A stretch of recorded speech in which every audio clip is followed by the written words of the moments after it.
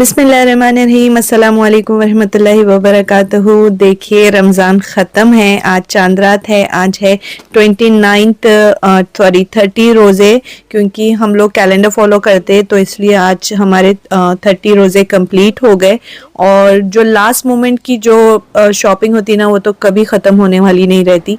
तो कुछ बादाम पिस्ता वगैरह लेना था तो हम लोग वही लेने निकले थे। मेरे को पहले ही 2 दिन पहले ही बना लेना चाहिए था, बट मेरे पास नहीं था। कुछ सुस्ती इतनी हो गई, रोज़ों की थकान इतनी हो गई थी कि वो एक एक्सक्यूज़ मिल गया था कि नहीं जा सकती, नहीं हो सकता। बट लास्ट मोमेंट पे तो देखो जाना ही पड़ता, करना ही पड़ता। और वो जो एक्साइटमेंट होता ईद का, उसकी वजह से तो एक एक्स्ट्रा एनर्जी आ ही जाती। तो वो चीज़ लेने के बाद मैं पहुंची प्लाज़ा में। मेरे को थोड़ा फाउंडेशन लेना था, क्योंकि मेरा फाउंडेशन है मेरे पास हुदा ब्यूटी का, बट है ना वो हुदा ब्यूटी के फाउंडेशन इतने ड्राई हो जाते फेस पे। तो उसके अंदर इवन मैं मॉइस्चराइज़र लगाने के बावजूद मेरी स्किन के अंदर वो सही से ऑब्जर्व नहीं हो रहा था। फिर तो मैं बोली कि थोड़ा अलग फाउंडेशन ट्राई करेंगे। तो मैं पहुंची मकाज़ में। वहाँ पे ये लोग सैम्पल के तौर पे आपको टेस्ट करके आपकी स्किन पे करके चेक करते हैं कि आपकी स्किन पे सूट कर रहा नहीं कर रहा फाउंडेशन।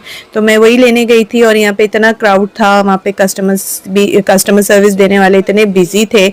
तो बड़ी मुश्किल से मेरे को एक टेस्ट करके एक फाउंडेशन मिल गया, जो कि मैं ले ली। नार्स का है, पता नहीं वो बाइकआउट लिस्ट पे है नहीं है। मैं सर्च करी तो काफ़ी लोग बोल रहे थे है, काफ़ी लोग बोल रहे थे नहीं है। तो मैं कंफ्यूज थी। मैं चलो उठा तो ली। आप लोग कमेंट में बताना, मैं श्योर नहीं हूँ कि नार्स बाइकआउट आइटम है नहीं है। तो वहीं से निकलने के बाद वो लास्ट मोमेंट की वो जो होती ना, कटे हुए अगर बादाम मिल गए तो मैं बोली कि चलो नहले पे देला, कि मेरे को है ना इसको तलने में सिर्फ निकालो और तलने वाला खुशी होती। क्योंकि पिस्ता और काजू तो मेरे को वैसे ही काटना है। मेरे को वहाँ से काजू मिल गया था, बट फिर भी मैं चेक कर रही थी थोड़े काजू रख लूँगी, क्योंकि यहाँ पे मुश्किल से मिलते ही हम लोग आलडी से लेते। वहाँ पे काजू जो होते वो रोस्टेड और सॉल्टेड मिलते, प्लेन वाले नहीं मिलते। तो वो सारी सब ग्रॉसरी ख़रीद के आने के बाद घर की क्लीनिंग बाकी थी। हाजी मेरे साथ नहीं चले थे तो उन्होंने ऑलमोस्ट क्लीनिंग कर चुके थे। सिर्फ मेरे को अपना बेडरूम के बेडशीट्स वगैरह और बच्चों के बेडशीट्स और थोड़ी बहुत डेकोर की चीज़ें थी वो करना बाकी था। और वो जो रमज़ान का जो डेकोरेशन करी थी वो सारा रिप्लेस करना था। तो ये हमारा जो बेडरूम है, ये जो बेड है हमारा पहले किंग साइज़ का था, अब ये है सुपर किंग साइज़ का। तो ये जो सुपर किंग साइज़ की जो बेडशीट्स है वो इतना मुश्किल है मिलना, मैं बता नहीं सकती। बड़ी मुश्किल से एक स्टोर में, जैसे बीच में ऐसे लगे होते हैं यहाँ पे, बड़े स्टोर्स में तो मिलना मुश्किल ही है सुपर किंग। एक तरीके से ना एक पछतावा हो गया कि सुपर किंग बेड लेना ही नहीं चाहिए था, क्योंकि इसके बेडशीट्स ही नहीं मिलते।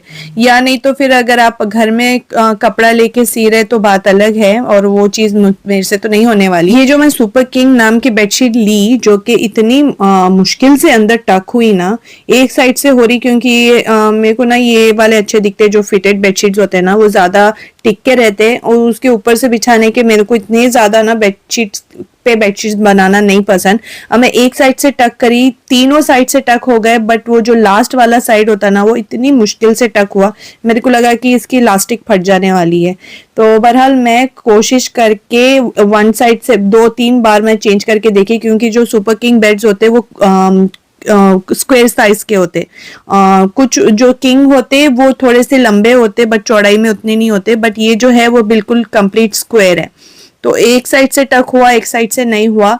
मैं बोली चलो अब बहरहाल इसको कैसा तैसा करके इसको सही कर दो, क्योंकि नीचे से तो वो कंप्लीट टक हो नहीं रहे थे, ऊपर से ही टक हुए। तो मैं बोली चलो जो ऊपर से दिख रहा अच्छा तो ठीक है, वो कौन नीचे झुक के देखने वाला है। तो इसके साथ के पिलो केसेस भी थे। कपड़ा इसकी क्वालिटी काफ़ी अच्छी है, लेकिन वही है कि बेडशीट जिस पे मुश्किल से टक हो रही थी। अब पता नहीं वॉश करने के बाद ये कॉटन है, सुकड़ने वाला है या फिर क्या होने वाला है नहीं मालूम। अब वो वॉश करने के बाद ही मालूम चलेगा।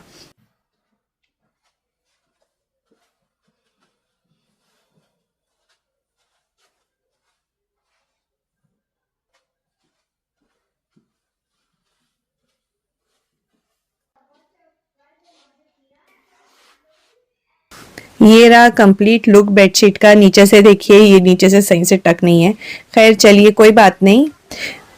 फिर मैं पहुंची हॉल जहाँ पे सारा जो रमज़ान का डेकोर था वो हटाना था, क्योंकि हम लोगों को आज इफ्तार की दावत थी। क्योंकि कुछ लोग ईद पे भी करते हैं ना, तो ऑलरेडी इतने सारे ईद के दावत होते, तो वो जो ये बांग्लादेशी फ्रेंड है, जो हसन हुमायूं के जो फ्रेंड है उनके मम्मी, क्योंकि मम्मीज लोग भी अब काफ़ी अच्छे फ्रेंड हो जाते हैं क्योंकि बच्चों के थ्रू एक दोस्ती हमारी भी गहरी हो जाती है अल्हम्दुलिल्लाह। तो ये काफ़ी अच्छी फ्रेंड है हमारी, हसन हुमायूं के काफ़ी क्लोज दोस्त है वो, जिनका नाम सलादीन है। तो हम लोग उन्हीं के पास इफ्तार में जाने वाले थे। तो बच्चे अल्हम्दुलिल्लाह हेल्प कर लेते, बट वही है सेम थिंग के मूडी होते बच्चे।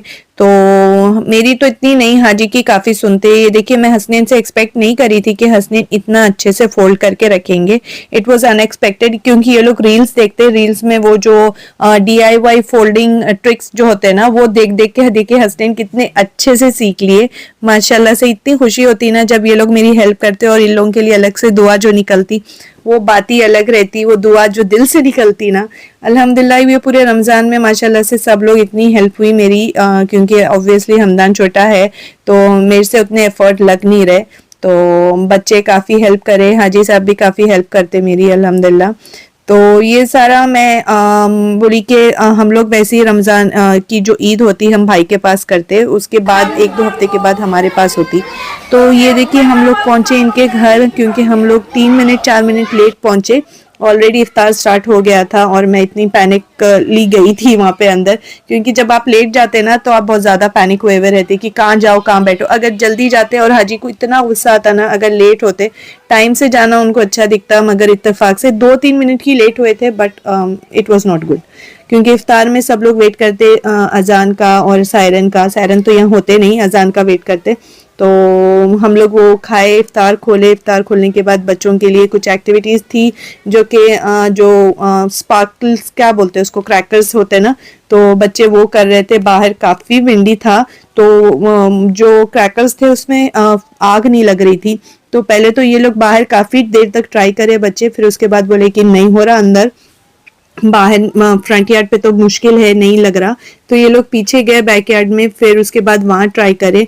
तो वहाँ पे जाके बच्चे काफ़ी इंजॉय करे, क्योंकि बच्चों की जब अपनी कोई एक्टिविटीज़ होती ना तो बच्चों का अलग ही लेवल होता है। और साथ में इन लोगों के स्कूल फ्रेंड्स थे, तो हसन हुमायूं बहुत ही ज़्यादा खुश थे, क्योंकि हम लोग जब हमारे फ्रेंड्स के पास जाते तो उनके साथ के एज ग्रुप के बच्चे नहीं मिलते, तो बच्चे काफ़ी बोर हो जाते और फिर बोलने लगते या फ़ोन दे दो या iPad दे दो या फिर घर चलो।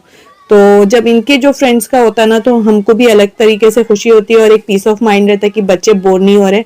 और वैसे भी यहाँ पे इंडिया के जैसा तो होता नहीं कि यहाँ पे इतने सारे बच्चे होते एक ही एज ग्रुप के। तो यहाँ पे इनके दोस्त लोग थे, तो काफ़ी मज़ा आया। और ये चीज़ इतनी अच्छी दिखी ना कि नौशाद जो थे, जो हसन हुमायूं के फ्रेंड के मम्मी हैं, उन्होंने हिना आर्टिस्ट को लेके आए थे। यहाँ पे लोग पागल हो रहे हैं हिना आर्टिस्ट के लिए, यानी कि चांद रात के दिन बहुत ज़्यादा बिजी होता। तो यहाँ पे वो हिना आर्टिस्ट को बुलाए थे, तो वो मेहंदी सबको डाल रहे थे, 1 बाय 1 सबका नंबर आ रहा था। पहले आ गया था, पहले छोटे बच्चे पूरे लगा लिए, फिर उसके बाद मम्मियों की बारी आई। मम्मियाँ 1 बाय 1 एक के पीछे एक खड़े थे। ये देखिए हम लोग लाइन में ही खड़े हुए कि इनके बाद इनकी बारी है, फिर उनके बाद उनकी बारी है। तो हम लोग वो जो लाइन में खड़े हैं उस मीनवाइल हम लोग बोले फ़ोटोज़ क्लिक कर लेंगे। तो ये मेरे हाथ पे मेहंदी लग रही, और इतना क्विक फास्ट डाले थे ना मेहंदी, मेरे ख्याल से ना उन्होंने डाल डाल के उनका हाथ थक गया था। लेकिन मेरा जब तक टर्न आया था तो मेहंदी अच्छी डाले, मैं कैप्स नहीं लगाई थी। तो ये देखिए मेरी मेहंदी, और मैं सुपर हैप्पी हूँ। मैं बोली कि पहले सोची कि आगे लगा लूँ, फिर बोली कि चलो जब आगे लगा ली और ड्राई हो गया, और जब तक नंबर आता, जब तक पीछे का ड्राई होके मैं फिर सामने भी लगवा लूँगी। तो मैं आगे पीछे एक ही हाथ पे लगाई, क्योंकि मैं राइट टू लेफ्ट लगा सकती हूँ मेहंदी, मेरे अपने राइट हैंड से लेफ्ट हैंड पे लगा सकती हूँ मेहंदी। और यहाँ पे थोड़ा बहुत कुछ लोग नात पढ़ रहे थे, कुछ लोग नशीद कर रहे थे, नशीद पढ़ रहे थे, कुछ लोग गाने भी गा रहे थे। तो काफ़ी मज़ा आया। अब आप लोग ये मत बोल दो कि है ना रमज़ान ख़त्म हुआ तो शैतान छूट गया माशाल्लाह से हमदान भी खेल खेल के इतना थक गए थे वहाँ पे, तो 2 बार तो उन्होंने नैप लेके उठे। और वैसे भी यहाँ पे इफ्तार था 7:30 से भी नहीं, 7:20 का इफ्तार था, तो काफ़ी हम लोग को टाइम मिल गया था। और मेहंदी वगैरह लगाने से पहले ही ये वो लोग मेहंदी लग रही थी, यानी कि मैं वन बाय वन सब लोग लगा रहे थे और उसके साथ डिनर भी खोल दिए थे। तो ये लोग हीट अप कर रहे थे इसलिए थोड़ा सा डिले हो गया था। इसमें चिकन रोस्ट था, थोड़ा बांग्लादेशी फूड था, थोड़ा अलग टाइप का था, कुछ हमारे लिए भी नया था। टूना शामी कबाब थे जो कि इतने यूनिक थे। मैं तो टूना खाती नहीं हूँ वैसे, मगर इतने मज़े के टूना कबाब थे ना, मैं बोली कि हाँ ये वर्थ है खाना। अब पता नहीं उसका रेसिपी क्या थी, ये सारा कुछ केटरिंग से करवाए थे। Where are you from? Oh, India. Similar taste. You find it fine. And then this is spicy as well.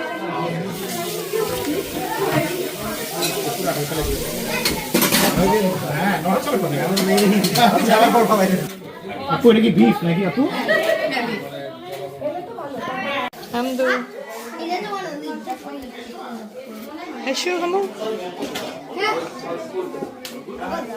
माशाल्लाह से बच्चे बड़े हो गए तो बच्चे अपने हाथ से ही खाना खा ले रहे हैं अल्हम्दुलिल्लाह। हाँ थोड़ा टाइम लगता है ये लोग को, जो काम 5-10 मिनट का होता है इसमें ये लोग 2 घंटे लगा देते, 2 घंटे नहीं 1 घंटा तो लगाते ही लगाते, मगर 2 घंटे भी लगा देते। तो we end up with the tea. चाय भी अच्छी थी, मज़े की थी। और हमदान का खेलना, हमदान नींद में से उठ गए थे, फिर खेलना शुरू कर दिए अल्हम्दुलिल्लाह। उनकी एज के कोई भी नहीं थे, सब उनको लेना चाह रहे थे गोद में, मगर उन किसी के पास नहीं जा रहे थे। वही सेम थिंग, मूडी बच्चे आजकल के ज़माने में क्यों बच्चे मूडी इतने हो गए नहीं मालूम।